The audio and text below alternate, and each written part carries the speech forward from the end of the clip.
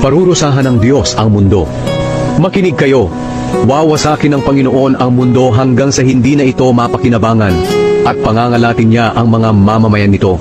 Iisa ang sasapitin ng lahat, pari man o mamamayan, amo man o alipin, nagtitinda man o bumibili, nagpapautang man o umuutang. Lubusang mawawasak ang mundo at walang matitira rito. Mangyayari nga ito dahil sinabi ng Panginoon, matutuyo at titigas ang lupa, manlulumo ang buong mundo, pati na ang mga kilala at makapangyarihang tao.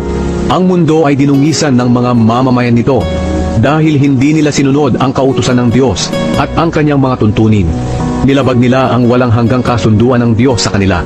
Kaya isusumpa ng Diyos ang mundo at mananagot ang mga mamamayan nito dahil sa kanilang mga kasalanan. Susunugin sila at iilan lang ang matitira. Malalanta ang mga ubas at mauubos ang katas nito. Ang mga nagsasaya ay malulungkot at hindi na maririnig ang magagandang tugtugan ng mga tamburin at alpa at ang hiyawan ng mga taong nagdiriwang. Mawawala ang awitan sa kanilang pag-iinuman at ang inumin ay magiging mapait. Mawawasak ang lungsod at hindi na mapapakinabangan.